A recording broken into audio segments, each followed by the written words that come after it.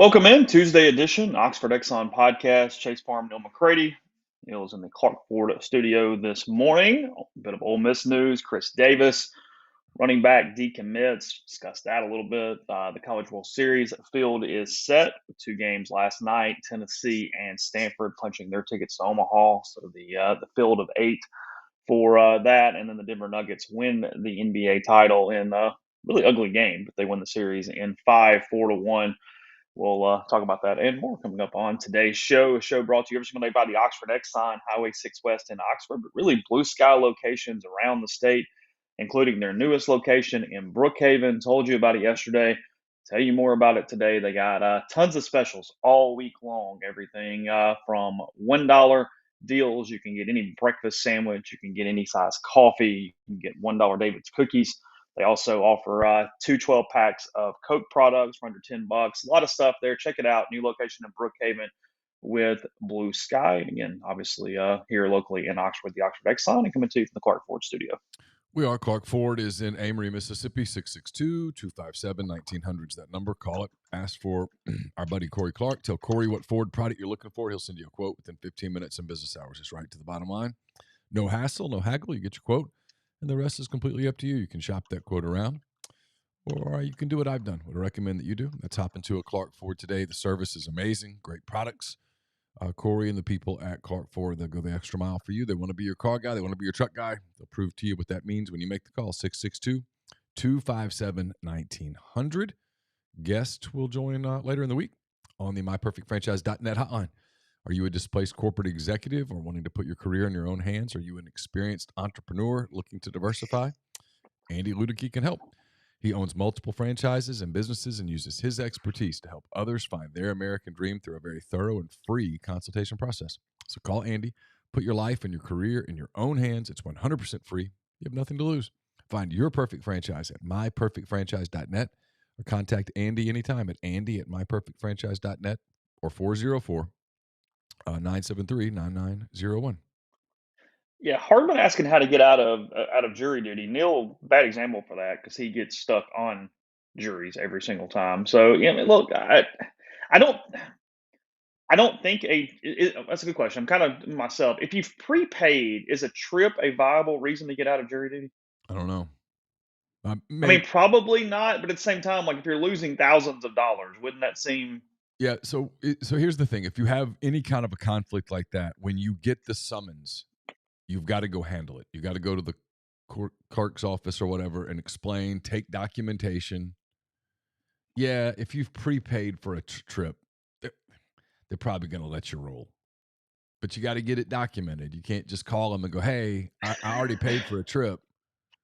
I'm supposed to be in Gulf Shores on Saturday. Sorry, guys. Like, yeah. Pull up the reservation, show where you paid on your credit card, stuff like that. I mean, he says it's paid for and international. Yeah, you're good, but you document it, go up and see them and explain it to them, and you're good. Mm-hmm. But once you get in that courtroom, all bets are off.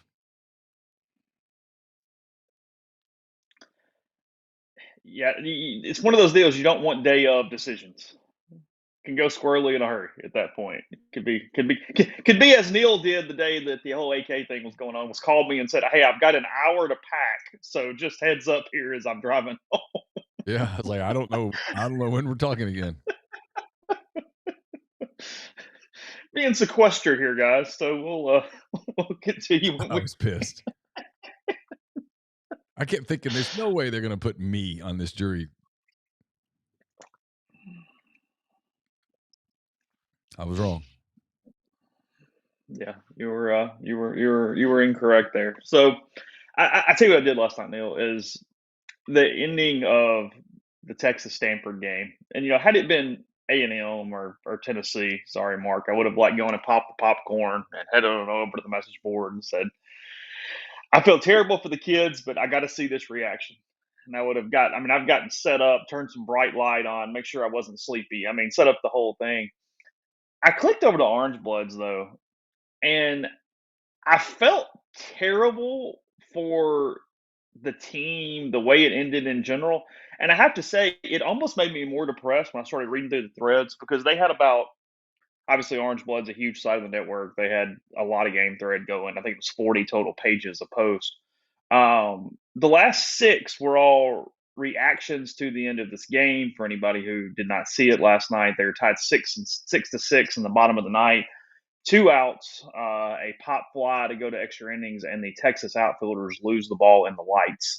It falls. Stanford wins the game 7-6 and advances to the College World Series. And I'm almost kind of proud of their site. It was a lot of stunned, what the hell just happened? A lot of disbelief, and then frankly, almost immediately going, you know, pretty proud of the kids. And I went, wow, that was not what I was expecting. Pure pandemonium in every way, and whatever Texas version of just Auburn being Auburn or we are Ole Miss or whatever it is. And instead, it was this shock to the point that I think the entire fan base was speechless. I mean, on the pantheon of sucky ways to lose, it only would have been worse had you been catching the ball to win the game with 2 outs, 2 runs on with 2 runners on with a lead, and then you lose it. Because at least you can tell yourself, hey, they could have lost this thing in extra innings. I just felt bad for the kids. I mean, that had to be a miserable way to lose a game. I felt the panic the center fielder, second baseman, and right fielder must have felt when they couldn't find the ball. Mm-hmm. You just feel for them. That's all. I don't do a lot of I don't have a lot of like the hatred for different fan bases and stuff for whatever reason. I just don't.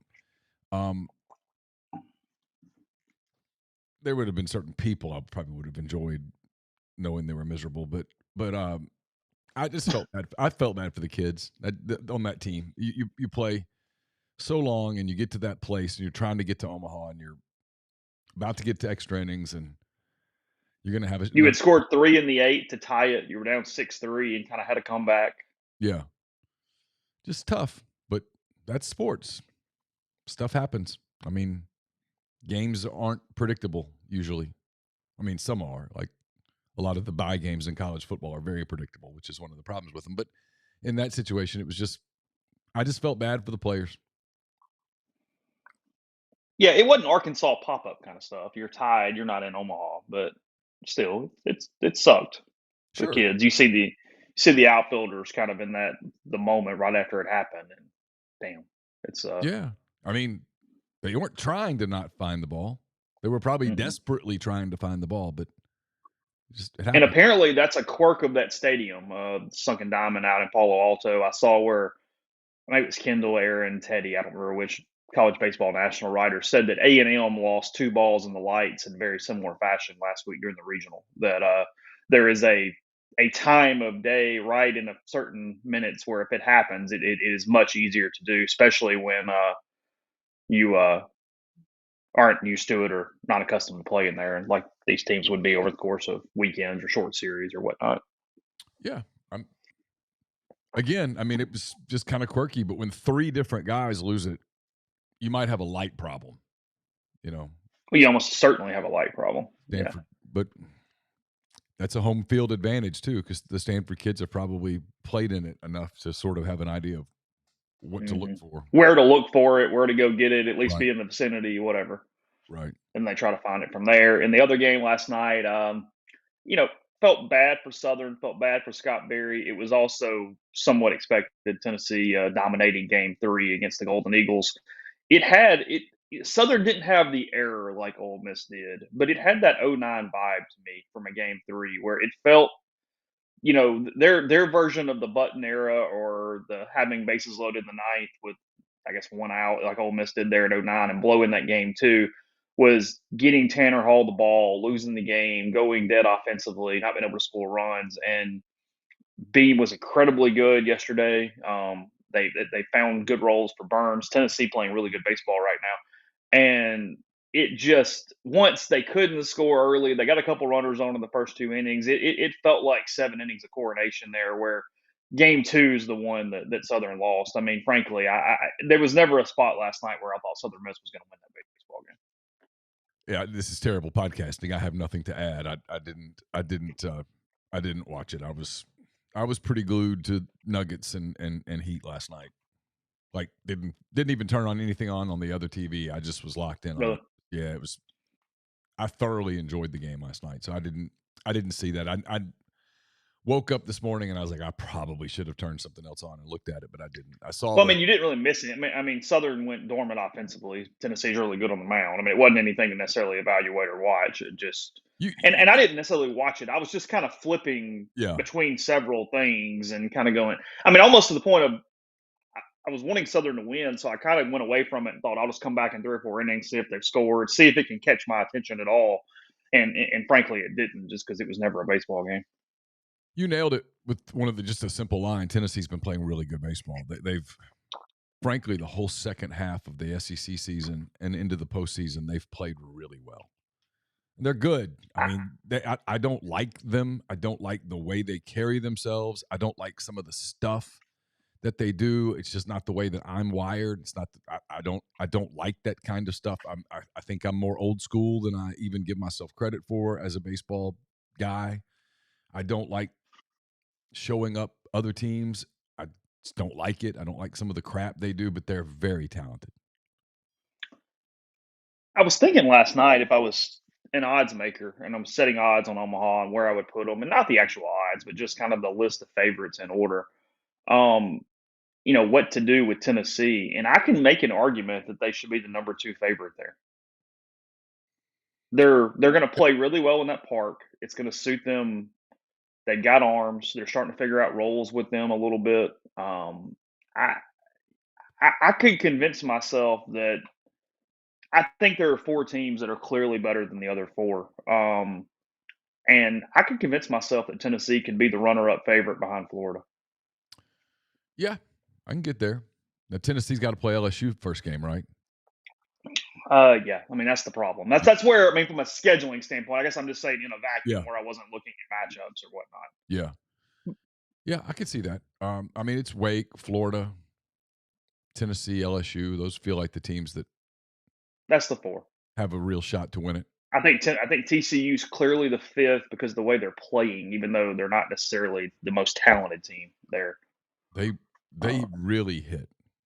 And I'm forgetting Virginia. They've played a really damn good year all year. Yeah. They really have.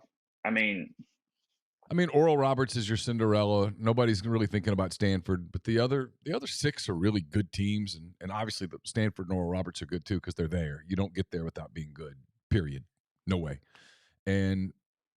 But yeah, I mean, look, there's some powerhouses in it. Tennessee, the way they pitch it, they have a real shot. Florida with just their immense talent. LSU with the best hitter in the game and the best pitcher in the game. Obviously, they have a real shot as long as they win the Skeens games. They've got a chance, and you've talked about Wake and TCU hits up and down the lineup. They're not dependent on the long ball, and the ball's so juiced this year that I'm not sure that's even going to matter at Omaha. I mean, the ball's just carrying in a way that it's very clear been manipulated with. It's the irony or the coincidence or whatever the right word is that Omaha used to be this cavern where you couldn't hit it out of there because of the juice ball or whatever you want to call it. It's become normal baseball now. Like if you hit it, it gets out. If you don't, it doesn't. Like I mean, in some ways, the big park that doesn't carry has become more true to what we see as normal baseball with what run scoring and things look like. So yeah, you can hit the ball out of the ballpark at I guess Charles Schwab now. I still keep wanting to call it TD Ameritrade, but Charles Schwab. No, these first round games. I mean, we'll talk about it. I'm not going to spend a ton of time on it today, but Florida versus Virginia and LSU versus Tennessee. I mean, just 2 mammoth first round games to get ahead and be the pro. I guess LSU's got a little more work to do because they're in Wake side, but big first ones there. Because if you lose those first ones, you're probably done. It's hard to come all the way back through against that level of teams that are playing as well as they are to get to Omaha in the first place. I don't have any stats on that, but I would assume not many teams have lost their first game in the College World Series and come back to make the finals. I would assume so. It's like a regional. The way to win a regional is to win the first 2 games, and if you don't, it gets really hard. And if you do, you have a pretty clear path. Tennessee benefited. By the way, Tennessee benefited from the same thing Ole Miss benefited from a year ago. If you get sent on the road in a super regional, you want to get sent someplace where they're not Power 5. Mm-hmm. You're just going to play a team that's not going to be as deep. There might be an exception out there, but for the most part, they're not going to have the depth of pitching that a Power 5 team's going to have. And if you're hitting the ball like Tennessee was, like Ole Miss was last year, you that's where you want to get sent if you can't play at home. What's Ole Miss in 14 too? It was win the game. It was win the second game against Lafayette, and then the third one would work itself out because they didn't have any pitching left. Great point. Yep. Yeah. Kyle Wilson has a super chat. Says thoughts on Alabama baseball. They made a hire yesterday. I think they hired the Maryland coach. Why not? Rob Vaughn. Why not give Jackson a chance? How much are they paying Vaughn? I haven't seen the salary. I'll look at that today. I did see they had hired him. It's a really, really good. It's a good hire. He's a good coach. Maryland is notorious for putting nothing into that program at all from a baseball standpoint. If you get a job in the SEC, no matter where it is, you're going to take it. It's been at Maryland. He's done a nice job building that program. It's good. I mean, I'm not blown away. It's not about to change the course of the SEC or anything, but assuming they did not jump up in salary, which I assume they didn't. Now, I'm sure it was a hefty raise for Vaughn because they just don't pay at Maryland. But either way, that was probably about the best you could do. I wanted them to give the interim a chance. Thought he'd done a hell of a job. Knows the place. Thought he would have helped them with the portal and trying to limit defections, some things along those lines. If you care about that, maybe you do, maybe you don't. I mean, you don't ever want to be handcuffed by the 1 yearness of the program where you make a hire just for that reason by any stretch of the imagination. But it's part of the process. No, Vaughn's a good coach. He gets him out of College Park, gets him into the SEC, see how it goes. Obviously, Ole Miss is familiar with Maryland.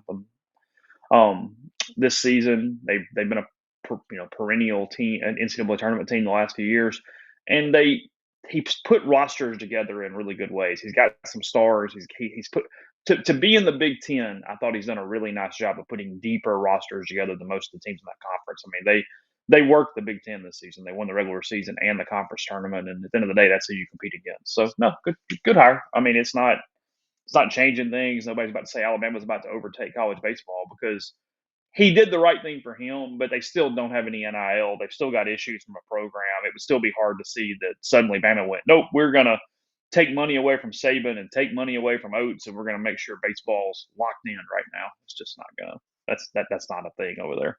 No, because they're scrambling to keep up with football NIL, and they're pretty committed to basketball. They're getting a huge transfer commitment. I expect it to happen today with Grant Nelson from North Dakota. Difference maker for them. I mean, a big get for Alabama basketball. The league, not to get on that subject, the league's going to be really top heavy next year. And Bama. Oh, so you think there's some really bad teams too? Not bad. I just think there's going to be some teams that are going to have a hard time from a talent standpoint keeping up. Alabama's going to be talented again. Nelson was a big get for them.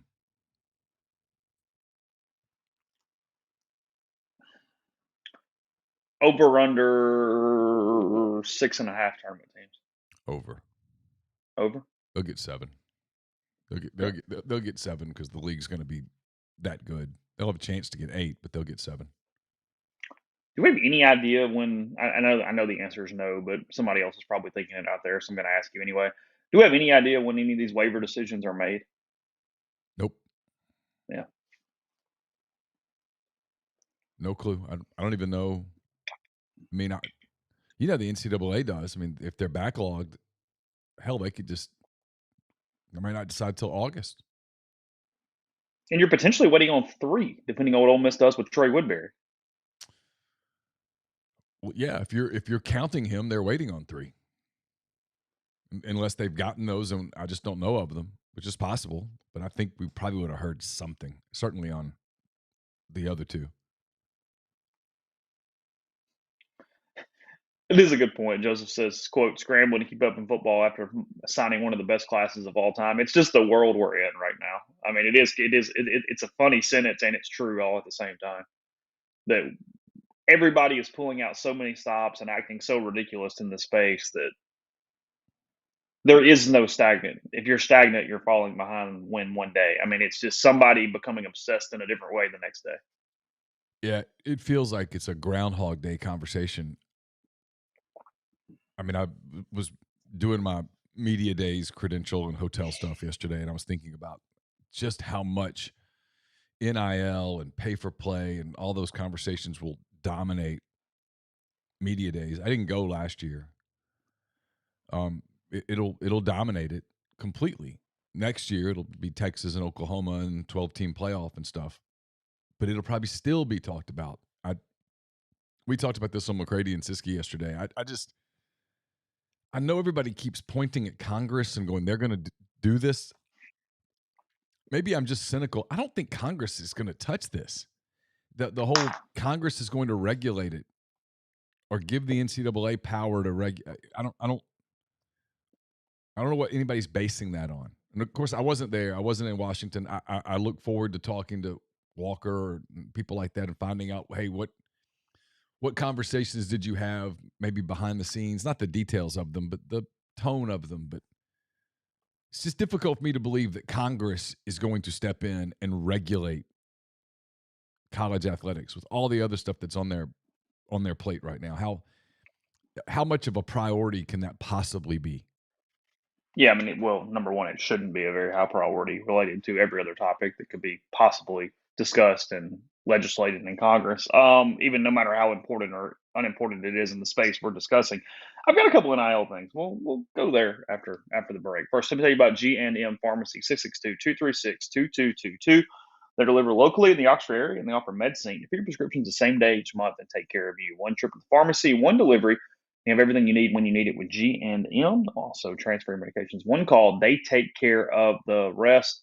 So whether it's Holly Springs with Tyson Drugs or Oxford on South Lamar, that's 662-236-2222. We're brought to you by Lake Hill Motors in Corinth, Mississippi. Check out their zero-turn Bobcat mowers. They have a complete line of mowers ranging from the entry-level residential ZT2000 with a cutting speed of 7 miles per hour to the top of the line commercial ZT7000 with a mowing speed of 13 miles per hour. All Bobcat mowers come with the trademark Tough Deck cutting system constructed with heavy gauge fabricated steel for durability and improved vacuum lift, providing a really reliable, perfectly manicured finish every time.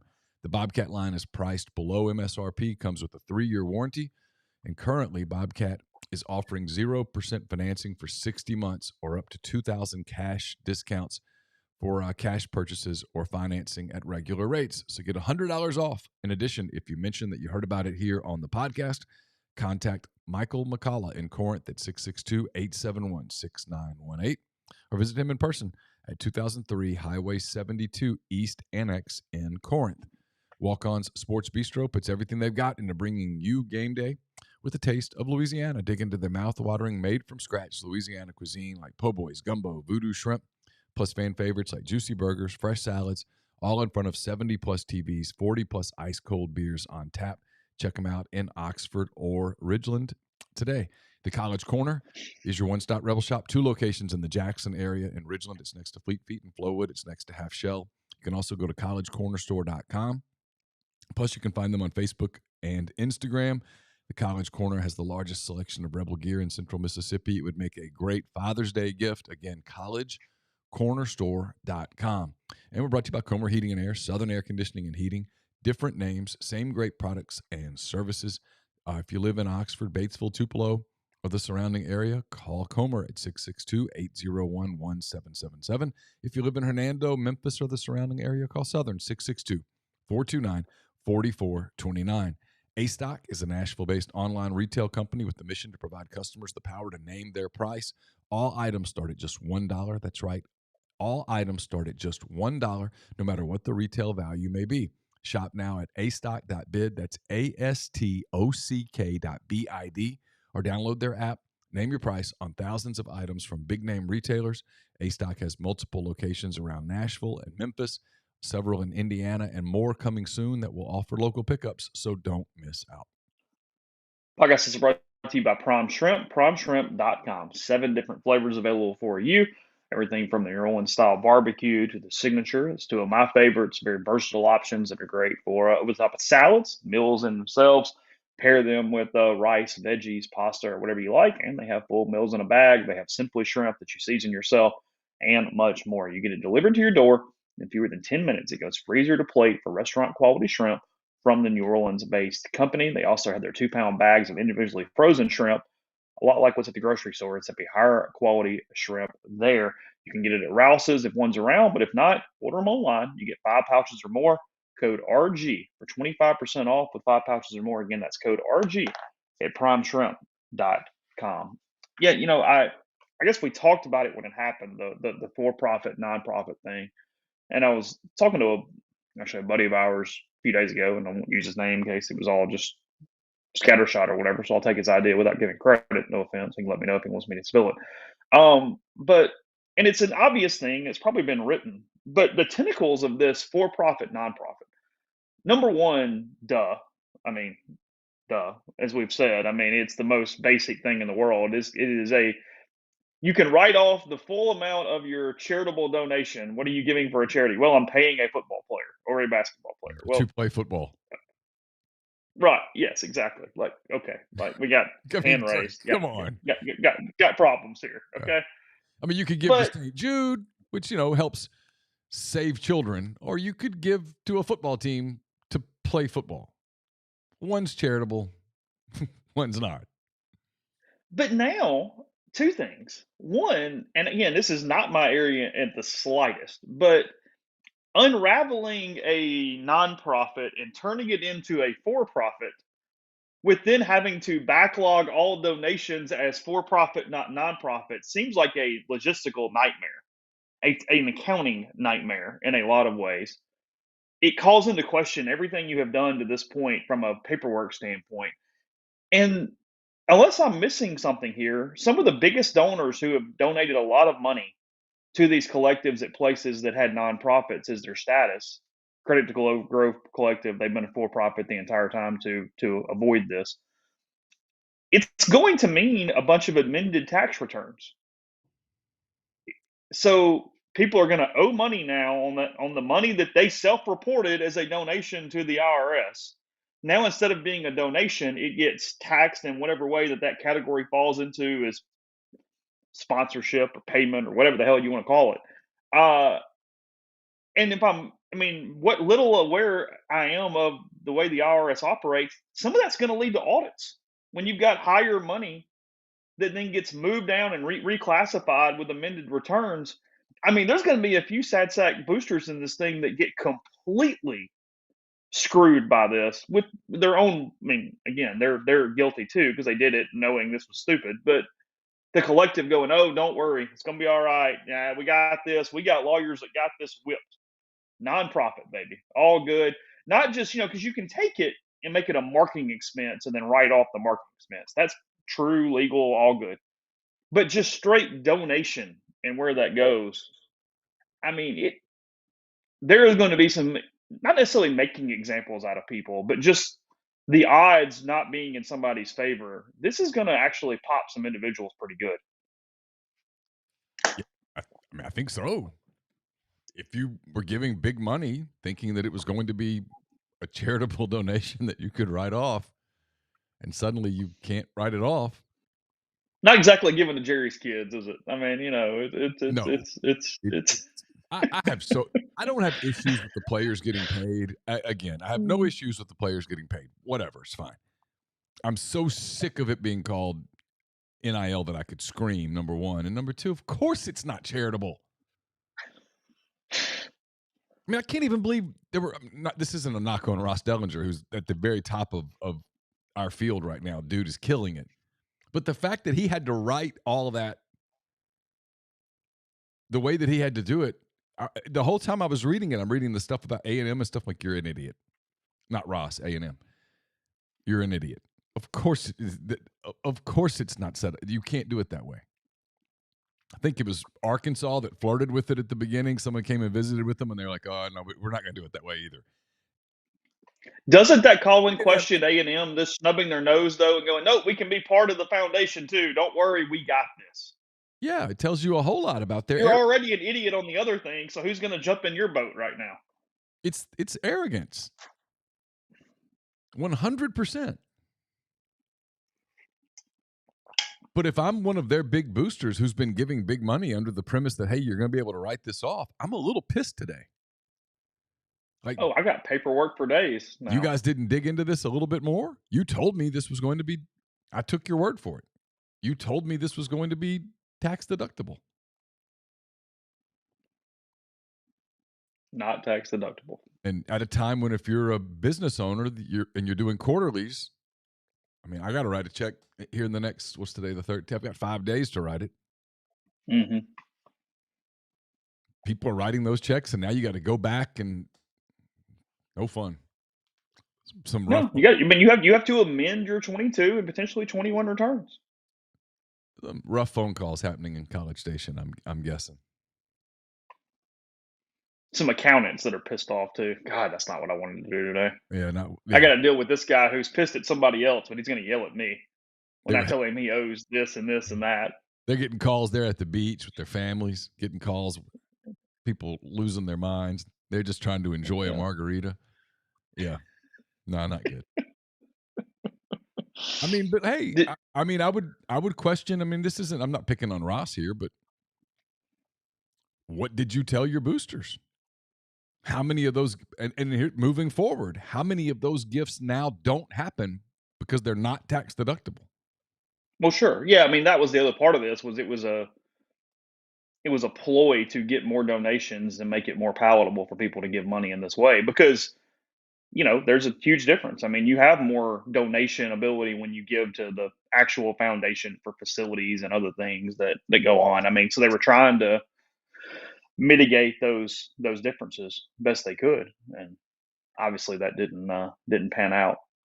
Did you read this? I only saw it because Walker quote tweeted it yesterday. Did you see this letter from the head of the SAC to the congressman or whoever they sent this to? Did you see this? I don't even know what the SAC is. You're going to fill me in. All right. So the NCAA Division I Student Athlete Advisory Committee. Okay. So basically, athletes who play sports and NCAA activities are on a committee that sort of help move legislation and give opinions and things along those lines. Okay, I think Tyler referenced this yesterday afternoon, but go ahead. Okay, so he sent it to basically a bunch of congressmen. I'm sure it's some committee. I don't know. He says, "Dear congressional leaders," but instead of it being from the entire SAC, the whole committee, it's from just the head of the committee. And this thing reads like the perfect NCAA release to whatever. He's basically saying, "Hey, we don't need to be employees. You need to put a bunch of guardrails in to make sure we're students first." I mean, he's going above and beyond with everything you can. And since he talked about, I don't have to go into detail, but like here's what gets me though. I have a point is that everybody's jumping on this immediately and going, "God, no, the 190,000 athletes or whatever the number is don't believe in this. This is crap, whatever." And that's all true. What I found ironic was that some version of that probably is where it actually needs to go to save any semblance of the sport, though. You know what I mean? Not to the level that he's talking about, because it's an NCAA puff piece in a way. I mean, somebody got to him, somebody said, "Hey, we need you to do this and whatever, and here's what you need to say, and we're going to really make this PR thing." Because here's how I know that, and I'll find it quickly. I won't waste anybody's time. One of the reporters that had this letter asked for an NCAA comment regarding the letter, and looking for it now. Again, this shouldn't take long. Give me 1 second. The NCAA's comment on basically, this is Amanda Kristovich. I don't know who she works for. I can look it up in a second. She said, "I asked the NCAA what the process is for SAC coming to these sorts of conclusions and what involvement NCAA employees have in crafting language that goes into letters and memos with athletes' names on them." Okay. Here's the response. This is from the NCAA. "As part of the NCAA's efforts to to better incorporate students in the decision-making process, several student athletes hold seats on key leadership committees, including the Subcommittee on Congressional Engagement and Action and the Transformation Committee. As members of these committees, student athletes participated in discussions and guided the creation of NCAA policies and messaging around critical issues. The association is grateful for the leadership and hard work they have demonstrated to improve college sports for their fellow students. That was a PhD in word salad right there. I mean, that is the Mona Lisa of word salad in that response from the NCAA, which basically, when you take when the bullshit meter goes off, you go, what it said was, we completely crafted that for them, and we found one guy who was willing to put his name on it. That's Yes. what that said. Yes, that's exactly what it said. But they don't want to be employees. Whether they think they want No. employees or not, And they he don't. was asking the main guys of the letter was asking for major congressional involvement, basically Yeah. asking Yeah. Congress to do everything to regulate this. Now, look, guardrails very much needed, but Congress. Well, how's Congress going to let's say Congress puts in guardrails, just for kicks and giggles. How the hell are they going to enforce it? Is that what everybody really wants? Let me ask this: when the Nick Sabans of the world say we want uniformity and we want guardrails, are they really saying we want to go back to the way it used to be? And except now there will be like some base stipend that everybody gets, quote, NIL, and we'll go back to doing it under the table? Is that what they really want? We'll go back to, hey, plausible deniability. Boosters can give under the table. Lets everybody feel a little better on Saturday because it's not in their face that kids making X times X. And this way, when people go, oh, it's unfair that these kids don't get paid, they can go, oh no, they all get paid. Everybody gets $10,000 or whatever the number would be. Is that kind of what they're saying? They want that. That's what uniformity is. That's what regulations are.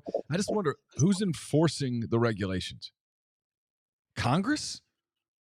I mean, really? No, the NCAA got it. It's all good. Let them handle it.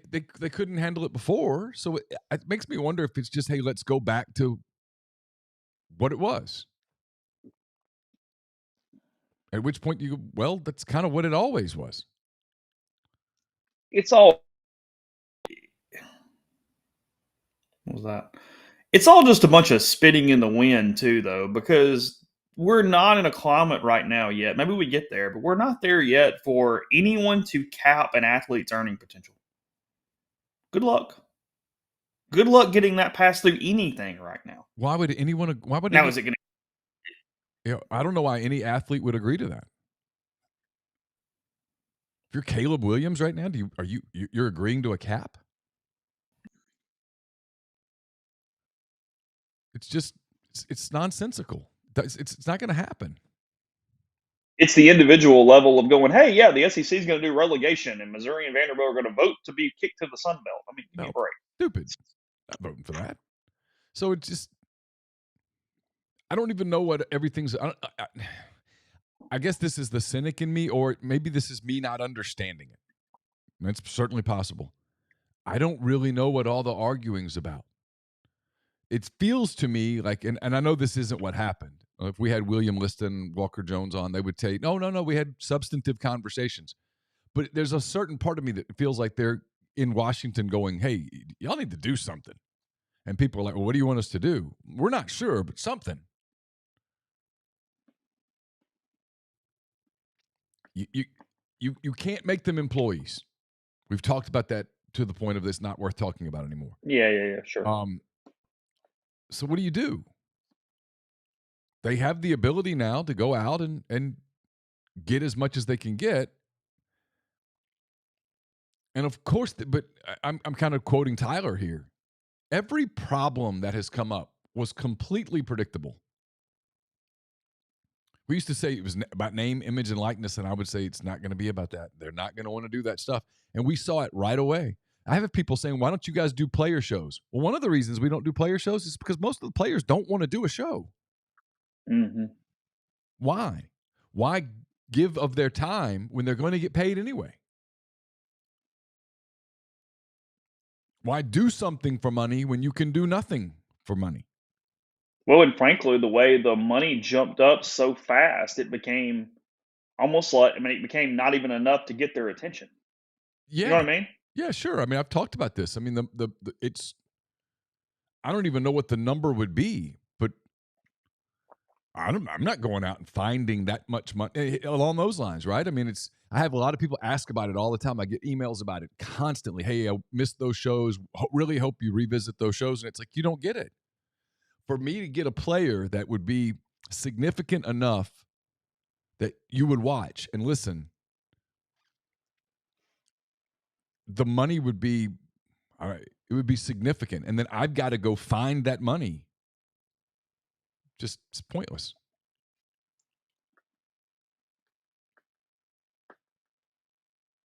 It's pointed out here. It's a good point. This is evidence A, B, and C that this was written by the NCAA. No athlete, no matter how idealistic or whatever, would put this sentence in this release. This is a direct quote. Preserving the traditional collegiate experience where student athletes are first and foremost students is essential for maintaining the integrity and values inherent in college sports. That is one of these sentences in that letter. No kid wrote that.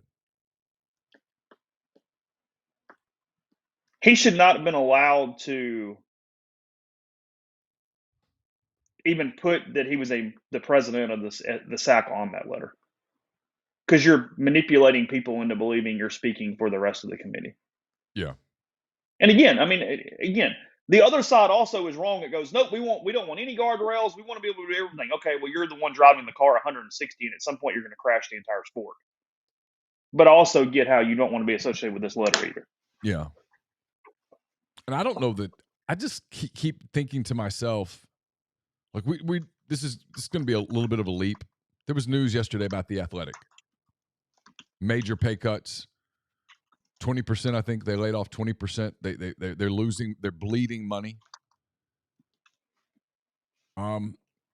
Things, when that was happening, when they were hiring everybody, when the Athletic was, they were hiring everybody away from newspapers and whatnot. People like you and I would have conversations like, that dude's really good. How are they paying him? How are they making money? Oh, it's subscribers. Well, I mean, I can tell you as someone who is runs a subscription service, building a subscriber base, it is work.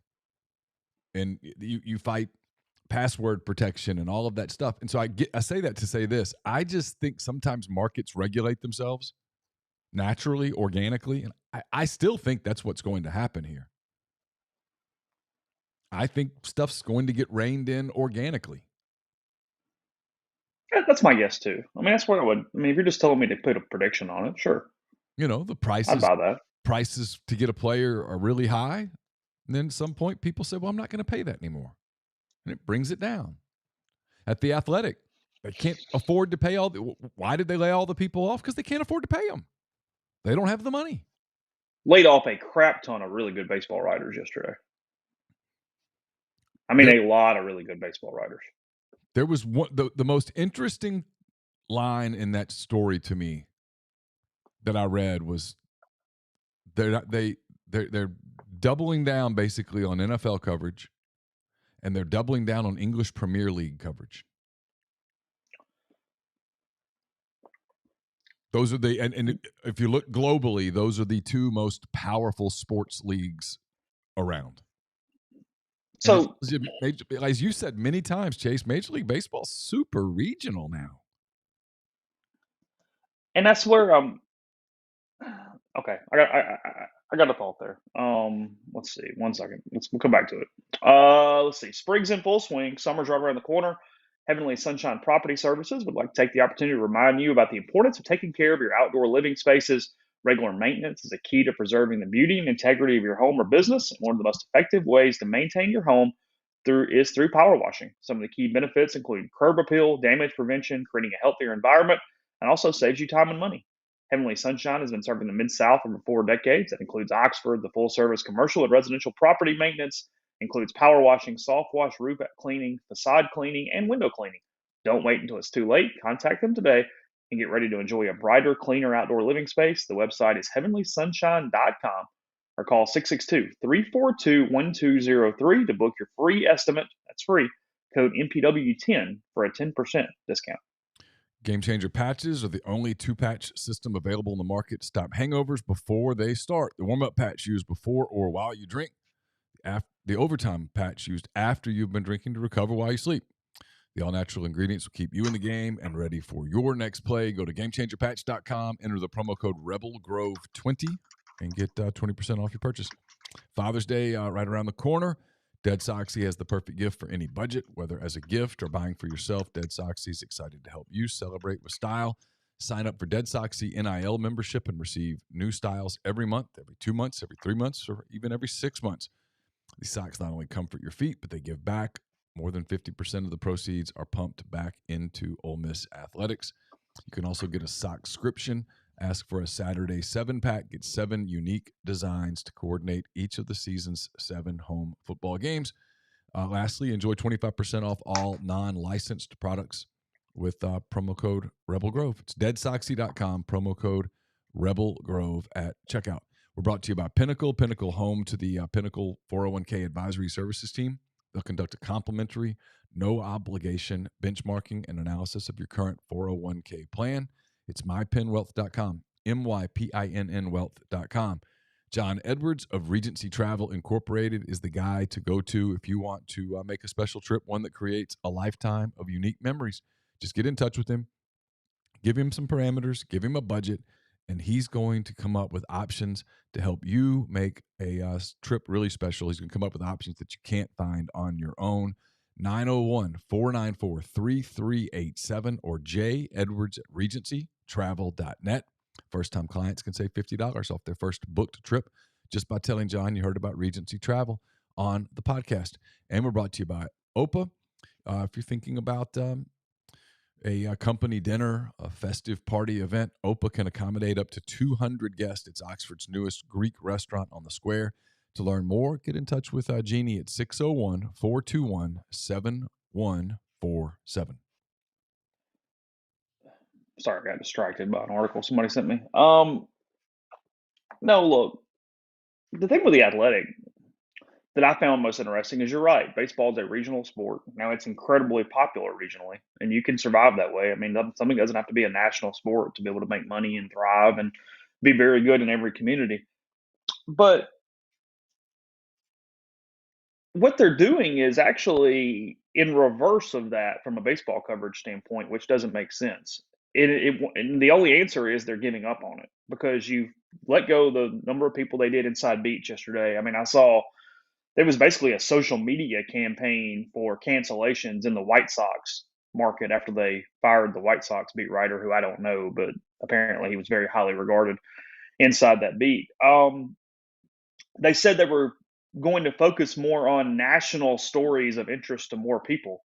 That's not how you get baseball coverage. That's the exact opposite of how baseball coverage works. So the answer is either they're stupid or they simply are giving up and they're letting other media outlets inside these markets control, because the most popular people for any baseball fan is the people who cover their local team. It's not so and so who does 10,000 feet flyovers of the league. And it's not close. I mean, baseball, it's the one positive it has with its marathon length of 162 games is that you're locked in on whatever that dude says every day, all freaking year.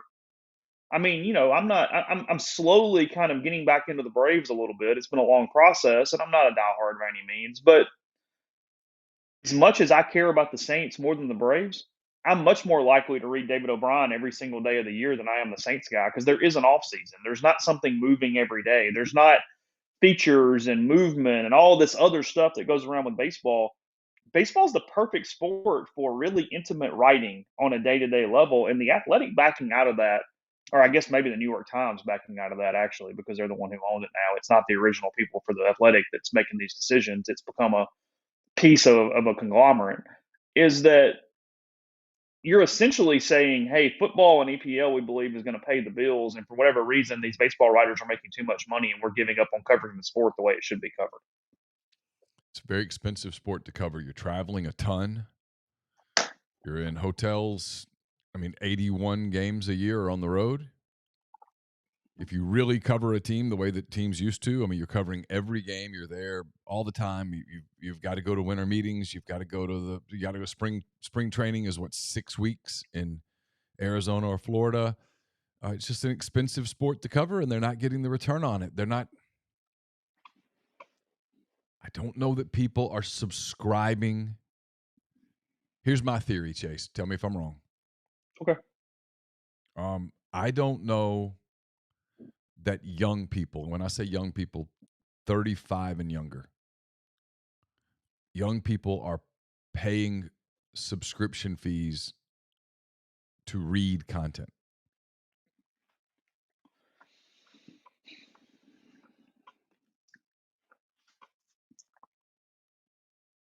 It's my theory. And so Is it less than other generations? Sure. Which matters because any percentage drop is a percentage drop. I mean, yeah, there's no doubt about that. Because frankly, it's not ingrained the same way. It's not even about this isn't some like yelling at cloud millennial thing or anything. This is I mean, I'm not out. I mean, look, I have young people in my life. They don't get their content from reading. I send stuff from The Athletic to my son because I tell him all the time, you need to practice reading because the ACT's coming. Read anything, read something. But that's not how they naturally consume information. They go to YouTube. They have this opinion, and it's basically true. We watch people in our field all the time give it away on Twitter. Give it away on Twitter. Give it away on Twitter. If you can get it all on Twitter and you can get it on YouTube and you blog. Now, the negative to that is they're getting a Cliff Notes version and never actually knowing anything about anything. Right, but they don't view it that way. Well, no, but I'm just saying. Yeah. I mean, that's the negative to that. Yeah, and Joshua Clayton in the stream says they share all their passwords. I mean, my daughter was freaked out the other day that suddenly she couldn't get on the Netflix because Netflix has changed their algorithm to make more people have to pay for Netflix. Yeah, really smart, by the way. Yeah, of course. Move. I mean, and the correct move, frankly. I mean, nobody has an argument that goes, nope, 4 households should use the same account. Oh, screw off. I mean, how much money have we lost over the last 15 years from password sharing? Oh. I mean, it's incalculable. Probably hundreds of thousands of dollars. We're set up worse for password sharing. I guess I shouldn't admit this, but whatever. Everybody's aware of it now anyway. We're set up worse for it now than we were when I got hired. Because back then, you might remember this or not, it had a weird thing where if somebody was active and somebody else came in active, it would kick that first person off.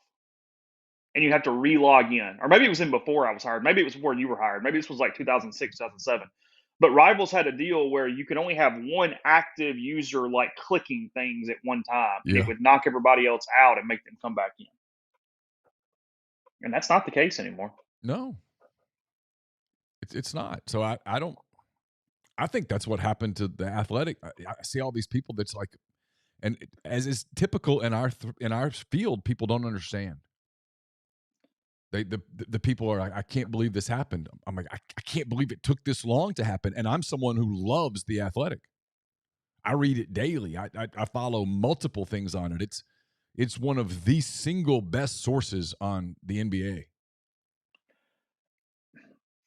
Isn't though, and look, I'm not being some fatalist here. I'm just asking a question on a podcast that's on June 13th and we need content.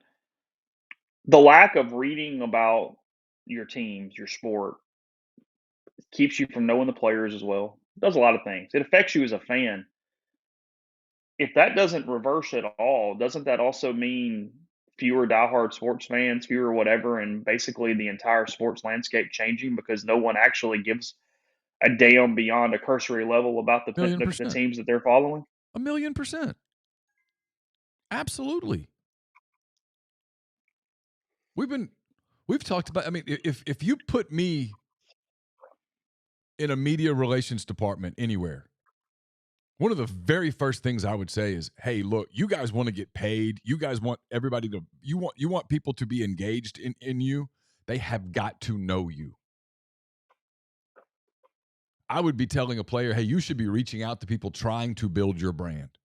You should let them get to know you, but that's not the way it's wired now. And you're right. No one, that's one of the things. I mean, The Athletic does really good work. They write some really in-depth stuff. But it tells you that, I mean, they didn't lay those people off. They No, it tells me most people don't care about that length of work. That's kind of my point. I Yeah. mean, it's look, if it, and I get this takes a little bit of leap, but just go with me. Grantland died a very fast death. If Grantland is a thing for people in 1988 in some other form, it is a hit beyond world. I mean, it is like, oh my God, I can sit down and read this type of content. But even, and that was, I mean, shit, that was 10 years ago. Whenever it was, I don't know. I mean, yeah, Alan just mentions it in the thread, and he probably hadn't even heard me talking because we got a lag. I mean, Grantland dying was absolutely the first huge sign of this that we went, oh, hell, that's not good. Because that was really good stuff. The Athletic was basically trying to do what the Grantland did, except on a micro level. I mean, it's the best sports journalism there is. I don't know. I mean, I looked at it. I'll be honest. I looked at that yesterday when I was getting ready to go to the gym, and I saw it, and I thought, I'm glad I'm 53 and not 43 in this. Because I don't think young people. No, to answer your question, I do not believe young people are going to be as fervent as their parents were as it pertains to fandom, with exceptions. But I'm talking about as a rule. Just don't. And it just makes. I mean, I think it's one of the reasons I think the college thing is going to correct itself. I think it's going to market. The market is going to correct itself. Look people, at our business. I mean, I'd be curious here, and I know older people have more money, so they give it. I'd be curious what percentage of the pay-for-play donations that are made to collectives, what age demographic, how that breaks down. I'd love to see that. That would be fascinating to me. Of the, like, let's say you have $10 million in pay-for-play donations spread out among a collective. How much of that comes from people that are 60 and older? I mean, like you said, a large percentage, somewhat because they have that type of disposable wealth. But and then the next thing I'd want to see is I'd want to see how many people, and then how many people 35 and younger. Not the number of, not the value of the donation, but the number of donations. I bet it's significantly lower. People my age are willing to give, but they also want to see a return. It's not empty giving, the same that it might be for older people. My opinion. I mean, that could be a terrible take, but it's the way I sort of see it. But I mean, to your last point, I don't know. I don't know what comes of these websites over time, of these type of media entities. And when I say that, I mean Rebel Grove and PW Digital, however you want to put it. But 8 years ago, 9 years ago, day to day, we were 70% website versus podcast on what you're actually doing all day long. Now it's 50-50, maybe even turn podcast a little bit depending on the day or whatever. I mean, I don't know. I mean, you know what I mean? I mean, there's no scientific part of this. My point being that if you told me in 15 years, if I'm still doing this, I bet it's 80%, 85% podcast, YouTube, media based that way. I bet the writing is under 25%. Absolutely. Or if you do, you're hiring lower waged people to do it, to churn an assembly line, and frankly to promote the web based content. Yes, 100%. I mean, if we had not started MPW Digital essentially 11 years ago, I know we didn't call it that 11 years ago, but it was.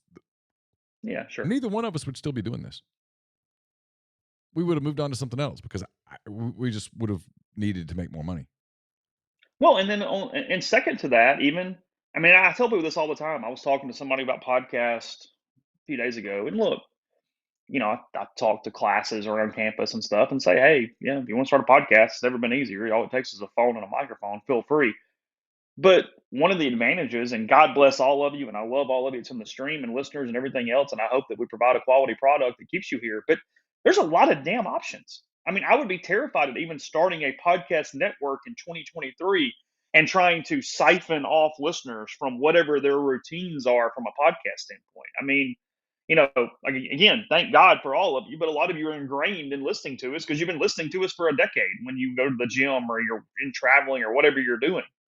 I mean, there is a certain just, hey, this is my people because they've been my people. And it's hard to just go, hey, I got this new podcast. Why don't you turn off that thing you've been listening to? Forget us, Rogan, Corolla, whomever, and go, oh, yeah, I'll just give this guy a chance instead. Yeah, good luck with that, building thousands of listeners in short order. You better be, it happens, but you better be really damn good. Yeah, you have to be really good, really consistent, all of those things. But yeah, I mean, I don't even know what I have a clue on it. I mean, like our ability as rebelgrove.com, at rivals.com, our ability to attract 30 and younger to put a credit card in and subscribe, that's hard. Tough. That's a tough market to fish in. And we have a younger demographic than most team sites. Yeah, well, we steered younger intentionally. Yeah. Yeah. So, anyway. I mean, all right. Here's where it's changed. Like yesterday, Chris Davis, the running back from Picayune, decommits from Ole Miss. And yeah, there was some discussion about it on the site and whatever, but recruiting coverage has changed to the point that people are like, whatever. Wake me up in December. It's someone's either going to pay him or they're not. There's a lot of that. It's why inside baseball, I get super frustrated at the network when I look up and they're writing about 2026 kids. I mean, what are you doing? I mean, it's fine to mention them, but you're really going to start writing about their recruiting? They can't sign for 2 years. There's no telling what the market will look like in 2 years. Just zero chance of predicting it accurately. Well, I mean, it's what would never happen today. I mean, we'd figure it out, and you get a hold of them eventually, and whatever. I mean, I've told the story forever. Whatever year this was, God, 2009, 2010. I mean, probably 2010. Jeff Scott commits to Ole Miss, the running back that obviously had a pretty good career. Yeah. And he wasn't answering the phone. And there was this huge rush back then of, by God, you had to have the story up in 20 minutes, and it had to be this whatever. And I mean, it was frantic, like they're flying us in to do the heart transplant. I mean, it was the dumbest stuff ever when you look back at it. But Neal calls me, and literally the instructions were call him every 5 minutes until he answers, because at some point he'll get tired of his phone ringing. Because back then, if you didn't have the story and your competition did, people killed you. And now it's like, whatever. And that's not minimizing Chris Davis. He might end up being a 3-time Heisman winner. I have no idea. But with the portal and with the whole pay-for-play thing and the way recruiting is now, it's a totally different. I think it's one of the things you and I, it's probably maddening to the hardcore people that want the coverage the way it used to be. I think it's to our credit. One of the things that we figured out quickly was that, hey, man, this landscape's really changing. Like, it's fast. Like, I can't even imagine being a full-time recruiting writer. I would wait. Every time the phone rang, I'd be like, okay, this is the time they fire me. Mm-hmm. You know what I mean? I mean, and I'm not talking about anyone in particular at any network at all, I promise. But I would be like, man, I if that's the only thing I do, I would be terrified of it. Not because there's just not as much mass interest in it, because I think people logically look at it and go, I mean, the first thing you think when you see a kid decommit is, okay, either someone didn't come through with something they promised, or somebody just offered a whole lot more, or, and this is frequently with high school kids, there's a handler who's like, hey, I can't get what we need to get if you're committed. I need you to get uncommitted, decommitted, or they just wanted some attention. And so you can put out a thing on the Notes app and put it out that you've decommitted and that you're still open, you're still considering said school, and now you can come back in a few weeks and you can have a top 12, a top 6, a top 8, a top 14, a top 3, whatever the case may be. And then when you commit, you get to do another thing and you get all the attention that way. The truth is, once you commit and you stop, most people go, okay, he's on the list. Next. Yeah. And the kids miss the attention. Could be any of those things. Could be any of those things. Yeah, you're out of sight, out of mind at that point. So, a couple interesting comments in the thread. Get to those in 1 second. First two about Northeast Spark. Any SPARC service people across rural communities. Two packages: the Ignite, the 100 Mbps, or the Blaze, the 1 gig that powers the Clark Ford studio. Your hometown team bringing you world class broadband. That's AnySpark.com. 662-238-3159. Phone service, parental controls, network security, a wireless mesh extender, and more. So again, call the office for details. Get the best internet in Lafayette County as well as parts of Pontotoc and Union counties for those who previously did not have internet.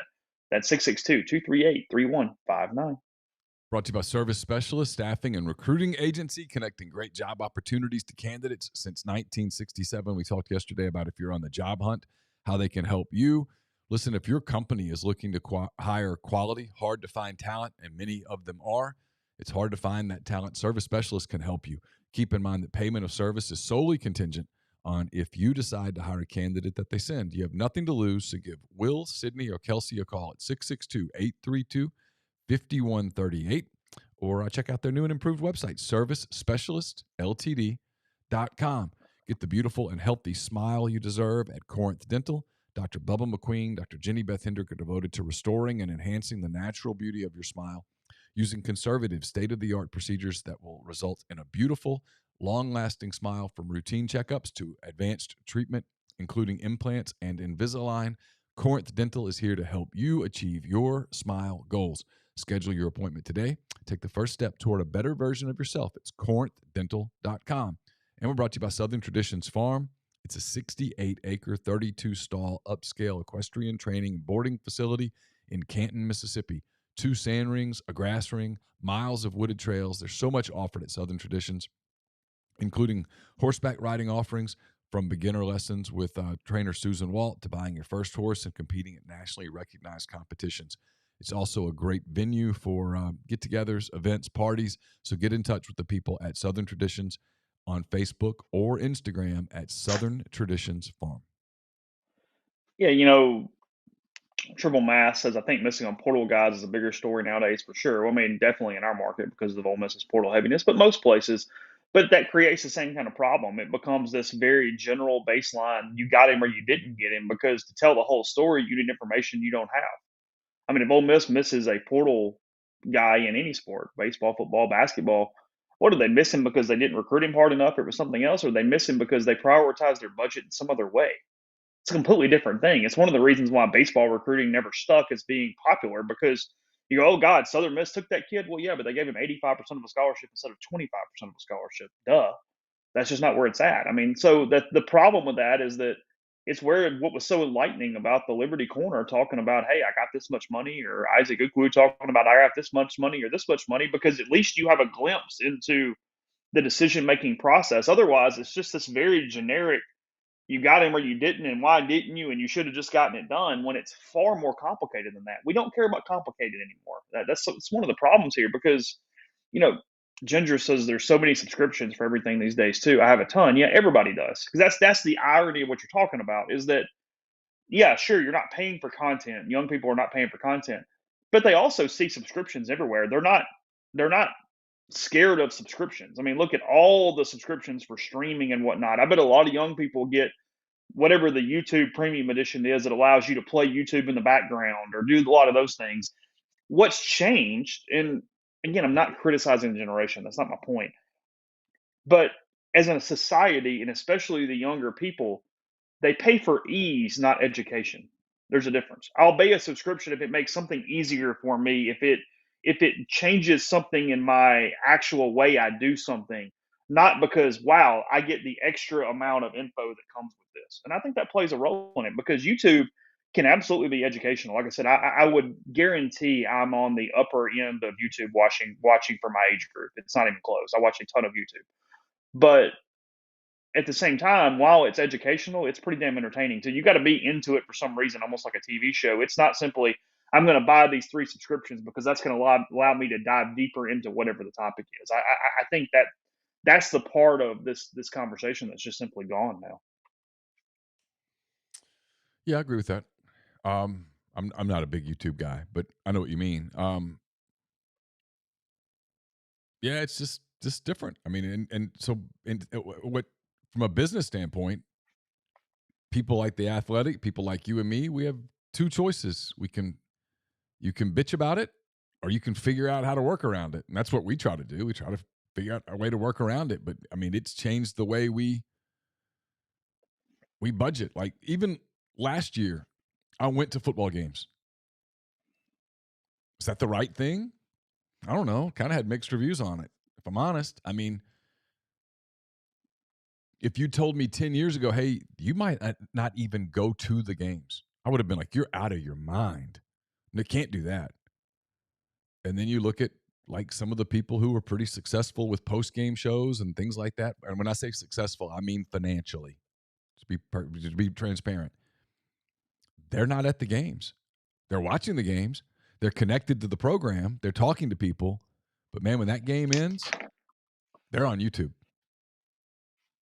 Well, in road games especially, you're not really getting much anyway. They're talking so fast from an interview standpoint. I mean, again, there are positives to being at games. There's no doubt there are definitely positives. There was only But one look, game. There was only one game last year, one home game and one road game where being there was meaningful. Yeah. Fayetteville and the Egg Bowl. It was it. Had I not been at those two games, our level of coverage would have been different. And here's the deal. I think no. And I mean, we'll get close to these conversations going into September and August this year, because you're sitting here with a scale, and it's okay. Being there, obviously, even if it's minuscule, makes your coverage better. I mean, duh. Okay, you can't argue it's worse by any means. So it's inherently better. Yes. Well, but the post game show was inherently worse. So what's the move? You know what I mean? Like what actually had more benefit to the most number of people too? Because that's also the problem too. Is okay, well, that football content in written form, how many people are reading that? Okay, well, how many people really care about the extra level? How many people don't do this? But then also you can't go, okay, well, the stream was worse, but are those 900 people who were in the stream live, is that more important than this? You know what I mean? It's all those conversations, and there's no real clear answer, and it's why we almost just sort of sit there with our hands up and go, damn, there's positives and negatives to everything, and it's hard to figure out exactly where it falls on the pendulum. For sure. Yeah, I mean, I'm not going to give away trade secrets here, but I think I know what the answer is. I mean, I'm almost positive. You have to find people that believe in you enough to go along with it, and then you have to have the technology to do it. But yeah, I think I know what the answer is, and it's a completely different answer than it would have been 6 years ago. Totally different. Yeah. I got a lot of topics. We'll carry some of these into tomorrow, but just because we promised at the top, the Denver Nuggets win the NBA championship last night, 4-1 over the Miami Heat, 94-89 the final. The Nuggets go 16-4 in the 4 series in the playoffs. Jokic, by the way, is the first person in NBA history to lead the playoffs in points, rebounds, assists, and win share. So the stat we were discussing yesterday, it's very unique. He's the only one. So there's that. Nikola Jokic is 28. Yeah, the window is very open. Wow. Quite open. I mean, it's right there. Jamal Murray to the point that if you promised me health for the team, I would take the Nuggets against the Western Conference field next season. Yeah. Without even a thought, really. For sure. If you told me there are no injuries in the NBA, nobody gets hurt. Yeah, sure. Yeah, I would take Nuggets against the field in the West to get back. Because they probably might even have one more title if Jamal Murray doesn't tear an ACL. Certainly possible. They might already be on that road. Yeah. Now. You know, I've been watching it when I run. I just need something to distract me, and I've been watching The Last Dance again. Because the first time I watched it was during the pandemic, and as I get further away from the pandemic, I realized that I was not in a great place mentally during the pandemic, and so I have a real appreciation for it. But as I was watching it yesterday, I was thinking, Denver's going to win tonight, and this could be the beginning of the Nuggets kind of dynasty. And I saw a lot of really respected NBA writers writing about, hey, I know we always overreact to titles, but this could be the beginning of something. They have positioned themselves to have a 5-6 year, championship window. 2-3 title run. Yeah, where you could win multiple titles. You know, the when the Bulls won that first one, it was after they had lost a little bit. And here's Denver, and you're like, well, I mean, you build it around a star. You have to have I think you have to have a second person who is basically a star. The Bulls had Pippen, and then Jamal Murray is the Pippen to Nikola Jokic, and then you have to have a lot of people who do individual things really well. I listen to Andrew Schlecht a lot. He used to be just a Thunder guy, but he's become an NBA guy. And he always talks about in the draft, if you're not going to be a superstar, you have to have at least one elite skill. You can't just be good. You got to be good, and there's got to be something that you're elite at. Like Rodman was rebounding. It's got to be something you're elite at. And the Nuggets kind of have a handful of guys who are elite at something. They're interesting. And then the other thing that was kind of fun last night was I was watching that game, and like in the late third quarter, that the intensity got ratcheted up, and suddenly, man, nothing was free. In the league, where he goes, they don't play defense. There was so much defense being played. I mean, guys were just crushing each other. That game was physical. It was fun. Someone described it as a rock fight, and I was like, I don't know, man. That just felt like the old 80s and 90s NBA there for a little while. The first half did, because the Nuggets kept missing shots, and it was just sort of out of rhythm in the first half. I felt like it's kind of what that was coming from. And now I watch the NBA far different than you. I don't know hardly any of the players. I know a couple players on both teams. I like the atmosphere of it, the competitiveness of it, and I hardly ever watch basically what I did in the playoffs. I watched the majority of games, but I'm a second half NBA watcher. I don't care about the first half at all. I'm not going to turn it on. And about midway through the third quarter, I will check a score, and then you can lock me in for the fourth quarter. That's what I do. That's what I did last night. I found myself wanting the Nuggets to win. I've been for the Nuggets the whole series, and I guess they were down 7 at the break. They hadn't shot well. And I remember, I guess it was 60-60. They came back to tie it at 60, and that's when I sort of turned it on the rest of the way and watched it. So I didn't see much of anything until it got 60-60. Then the other thing that I hated last night was there will be people that will do the hot takes about Jimmy Butler. They don't. Good grief! They don't get to the finals without Jimmy Butler winning a They title. don't get into the damn tournament without Jimmy Butler. It's really hard. And look, Denver was a better team. Denver was a better team. Period. And when Denver plays the way that they played in this series, 16-4 in the playoffs. Think about that. With all the travel and all the stuff, 16-4, that's dominant. That's what dominant teams do. They were a legit champ. They swept the Lakers. They beat the Heat in 5. I mean, they lost 2 games to the Suns, and they were up 3-0 to Minnesota, and they lost game 4 because they were kind of asleep. That was it. Everything else they won.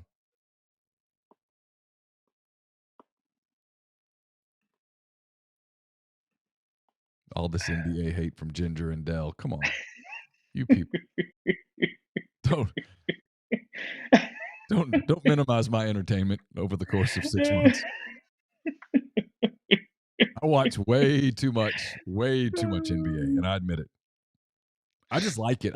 I love the league. The league's fun. It's kind of like a walking soap opera. Teams are different. There's different playing styles. I love the draft. The draft is coming up in like 11 days or less than that. Yeah, it's 11 days. Yeah, it's 11 days. Yeah, I just like it. It's just a lot of fun. I think it's a fun league. They do a very good job in the NBA of marketing the players. And hey, young people love it. Give it credit. They skew to a younger audience, and it works.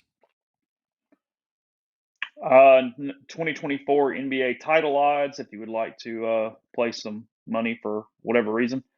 Let's see. Nuggets plus 500. So you'd have to bet 100 to win 500 on the Nuggets right now. Celtics plus 550. Bucks plus 600. Suns plus 850. Mavs, Warriors, Lakers plus 1,200. And Clippers, 76ers plus 1,400. the Heat coming in with the Grizzlies at plus 2,000. Would you throw a hundy on the Kings at plus 3,000? Yeah, that's not a bad bet. Yeah. I mean, of all the ones you named other than Denver, the only one that I kind of like is Milwaukee, and there's so many questions like what's Chris Middleton going to do? What's Brook Lopez going to do? How are they different with the new coach? With kind of, I know they have Giannis, and when you have Giannis, you can win. I just don't know that they have enough around Giannis again. I think we're back to that. I don't know how anybody can touch Dallas. You don't know what Dallas is going to look like. Are they going to have Kyrie Irving or not? I don't know. If you gave me $500, I'd put 300 on the Nuggets, I'd put 100 on the Kings, and I'd put 100 on the Sixers at plus 14. Yeah. Because again, I just think there's such a. I mean, these Celtics, I get it, and I get that on their best days they are damn good, but I don't see how you have them within 50 of the Nuggets with a straight face right now, the way that franchise is. What's the number on Cleveland? Cleveland is plus 2,500. I might put $10 there. Tucked between the Heat and the Grizzlies at 2,000 and the Kings at 3,000. There's so many organizations that are poorly run from a personnel standpoint, in large part because it's like Houston, where ownership steps in and goes, no, I'm tired of this rebuild. Let's win now. And you can't. James Harden doesn't make you a championship team. What James Harden does is steer you towards the middle, which is the worst place. The worst thing you can do. Yeah. Your Thunder are tied with the Hawks and the T-Wolves at plus 6,600. Well, the Thunder are not winning a championship next year, but they will absolutely be a fun team to watch. And they're coming. Yeah. I mean, they're absolutely on their way. No question about it. Not saying they're going to win a title, but they're going to be a contender if they're healthy. They were the 7th seed this year? No, were they were the 9. The 10. Oh, 10. Okay. With the 10. Yeah. Then they beat New Orleans and then lost to Minnesota. I think they'll hear about Ja before the draft. Yeah, you have to. Listen, there's a chance everybody's wrong, but when it's Ryan Russillo and Bill Simmons and Shams Charania and people like that, and they're all saying half a season, it's probably half a season. Yeah. I'm going to go with that collective has an idea of what's going on. That's some pretty dialed in NBA people. And when they tell you that, hey, here's the interesting one. We didn't touch on this. We'll give us something to talk about tomorrow. There's a lot of talk about the Pelicans trying to get the second or third pick of the draft. Yeah, I saw this. And there are some rumblings. This is what's interesting to me. There are some rumblings that the Pelicans may be finally done with Zion. And Zion to Charlotte makes a lot of sense for Charlotte. That's interesting. He's from South Carolina. He played at Duke. I don't know if you know this, but he was teammates in AAU ball with Devontae Shuler. He was. Zion makes sense there. And if you're New Orleans and you could move off of Zion after all of the stuff with the weight and he didn't play and now the porn stars and all the stuff, and you could get Scoot Henderson, do you make that pivot if you're New Orleans? Call me crazy, but I think I do. Whew. Yeah, okay. Here's the thing about Zion. I know we're up at the end. Here's the thing about Zion Williamson. Yes, if, capital I, capital F, underlined, italicized, bolded, if Zion ever achieves his potential, he's a top 5 player. And you're an idiot to trade him. But at this point, I think you have to at least say, hey guys, there's a chance that's not going to happen. There's a real chance that's not going to happen. And if you're Charlotte, the only way you're ever getting a Zion Williamson is this way. You're getting him at damaged goods. You could put him with LaMelo Ball, and if he got to 80 to 90% of his potential, you've got something.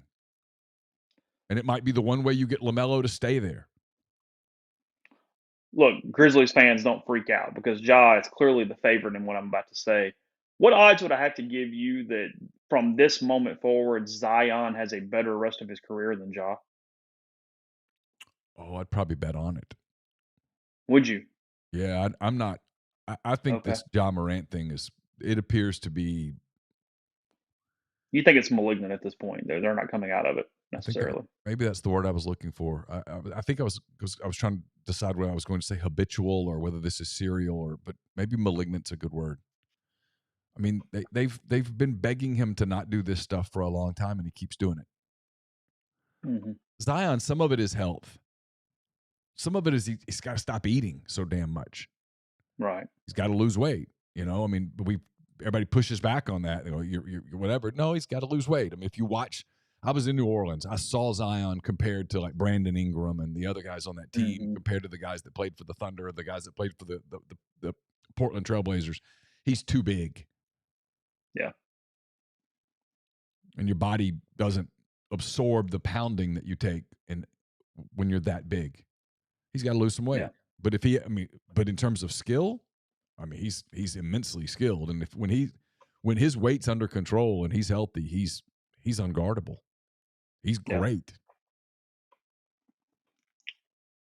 There'll probably be more movement on that. At least that story as it's kind of popped in the last 12 hours. So maybe something for that to tomorrow. Again, yeah, NBA draft 11 days away for that. So a few other topics, stuff going on. RebelGrove.com in the meantime. I knew that was coming. RebelGrove.com in the meantime.